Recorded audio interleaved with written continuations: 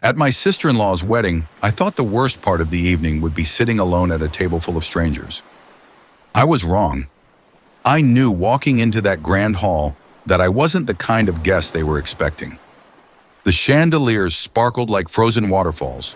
The tables were dressed in fine white linen, and the guests, well, they were dressed in money. Expensive perfume, designer gowns, men in sleek tuxedos sipping on imported champagne.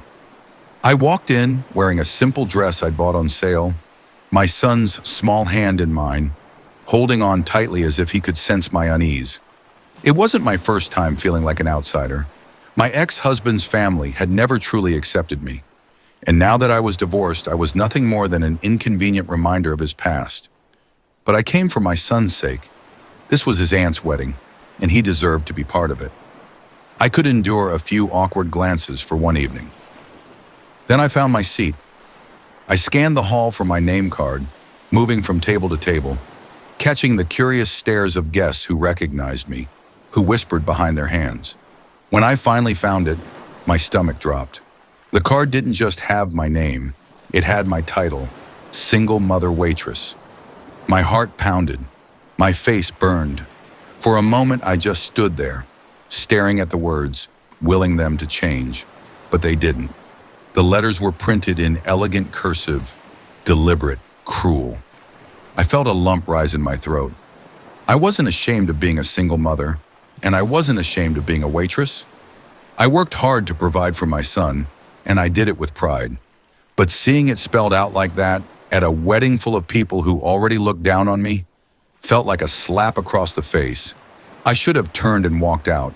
I should have taken my son's hand and left before the night could humiliate me any further. But I didn't want to cause a scene.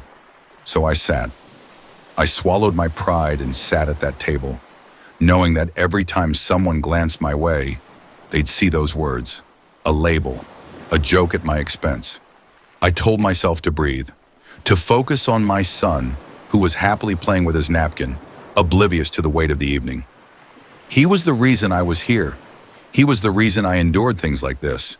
The reception carried on around me. Laughter, clinking glasses, waiters moving seamlessly through the crowd. My hands trembled as I reached for my water glass. And then, my son spoke. He had been silent for a while, observing the room, taking in the details in that curious way only children can. And in the brief silence between toasts, his small voice rang out, clear and unwavering. "Mommy, what does your seat say?" The table went quiet. My throat went dry. Before I could answer, before I could shield him from the cruelty of it, he stood up on his chair, puffed out his tiny chest, and declared, "My mommy is the best mommy. She works hard and makes the best pancakes, and she takes care of me all by herself, and that's really hard. So she's not just a waitress, she's my hero." The silence that followed was deafening. My heart swelled and shattered at the same time. Tears pricked at my eyes, but I refused to let them fall. My son didn't see me the way these people did. He didn't see me as someone to pity, someone to mock. He saw me as his world, as the person who loved him unconditionally, who worked tirelessly to give him a good life. The whispers started again, but this time they weren't mocking.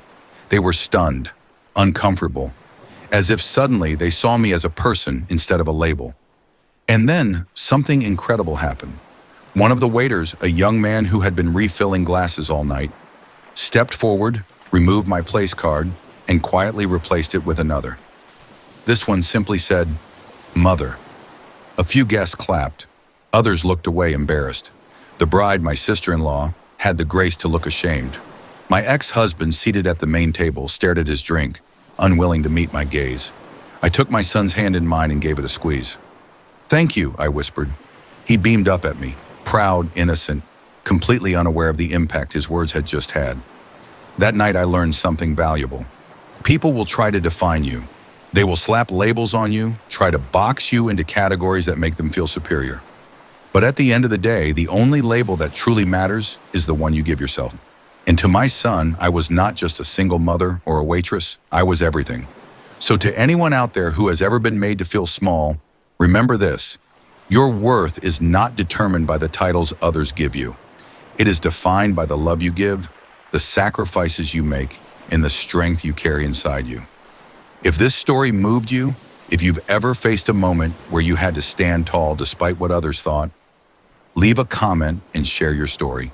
And don't forget to like and subscribe for more powerful stories like this one. Your support means the world.